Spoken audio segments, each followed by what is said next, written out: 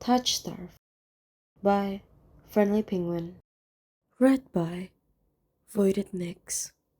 Summary: Shigaraki is a touch-starved mess of a human being, and Dabi is there for him.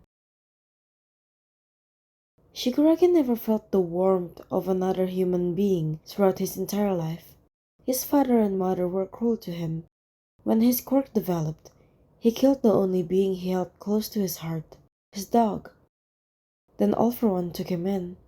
He was treated more like a weapon than a child. Yes, it's true Shigaraki felt grateful that he got a second chance at life. But he never felt how warm a human could be. Never felt the love everyone had. He hadn't thought much of it in a long while, but when he saw Dabi giving Toga a hug, it fucking broke him. It felt like his heart had shattered into 1,000 pieces when he suddenly remembered his sweet little puppy.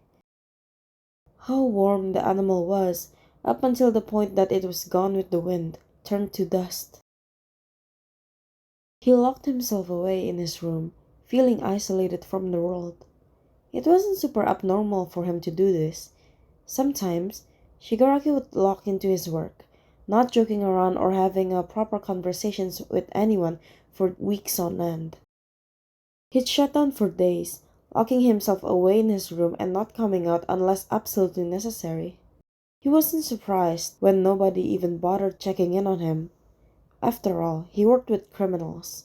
He was a villain himself. Eventually, after not even leaving for food, Dabi had been sent to deliver some much-needed nutrition to their boss. Shigaraki didn't dare move a muscle when the man walked into his dark room. He was curled up in a ball of blankets, and wasn't even sure if Dabi noticed his presence. "Oi boss, I left you some food on your nightstand. Try not to seclude yourself from the world for too long this time. We've got that plan almost ready to be set into motion, and we need you for it." Dabi had his hand on the doorknob, ready to leave the other alone again, until the softest voice that ever come from the other sounded in his ears. Like a pin dropping in a silent classroom, the words echoed around in his mind. "Please don't leave me alone." And Dabi almost did. He was entirely ready to leave the room, but for some ungodly reason, he couldn't bring himself to turn the doorknob. He stood there in momentary shock, before signing and turning on his heels. The patchy villain sat delicately on the edge of the creaky twin bed, not entirely certain what more he could do. He hadn't had the easiest childhood himself, but then again, what villain had? Dabi thought about getting up and leaving, but what kind of a person would he be if he did? He never had cared much about morals. However, for whatever reason, he cared far too much for his boss. He hated it. He hated the teal-haired man and everything he stood for, and still, he was sitting there awkwardly comforting him. Neither of them dared move an inch for a good 5 minutes, sitting there in silence, apart from the occasional sniffle coming from Shigaraki, who was still hidden under the blankets. Shigaraki wanted so badly to tell the other off. His pride told him the entire situation was far too embarrassing.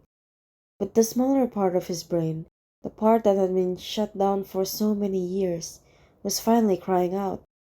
He couldn't take it anymore. Silencing that part of his mind was too much effort and so little rewards. Finally, Shigaraki moved the blankets from his head and torso. Dabi didn't say anything. He barely moved an inch. The last thing he wanted was to scare the other off. Slowly but surely, the smaller villain moved towards his right-hand man. Shigaraki moved to rest his head on the other's shoulders, Dabi immediately tensing up. It was odd, but he wasn't exactly the most normal person in the world either. The fox ravenette relaxed, allowing the other to get comfortable leaning against his side. Warmth blossomed under Shigaraki's skin. The other was so human. He felt like a fucking monster of a man for so long. Then this other person comes along and shows him human kindness, something entirely unknown to him. Dabi felt sorry for the other. He'd had it real rough, but even in the worst times, he always had someone. Shigaraki hadn't been as lucky. He'd gone without a support system his entire life, so there's no surprise why he's so fucked up. That didn't stop Dabi. He was used to dealing with fucked up messes and pieces of shit. Shigaraki was different though. It felt more like comforting someone's inner child when Dabi wrapped an arm around the other, pulling him closer. He definitely didn't miss the relief sigh the other let out, probably involuntarily. Suddenly, this devil had transformed into a timid doe, and Dabi saw his boss's true colors. He was a scared little kid, just like the rest of the league. A bunch of adults walking around not knowing what it means to be human because they'd already been dejected by everyone they've ever gone to ask for help. Their parents not wanting them or abusing them. The heroes treating them like filth of the earth. Society rejecting their odd behavior and abnormal tendencies. This is where they landed after it all. In the slums looking for any source of empathy, of human kindness that was reserved for the high and mighty. Shigaraki and Dabi stayed like that for a long while, sitting and enjoying each other's company. At some point, Shigaraki had started crying again, but Dabi paid no mind to it.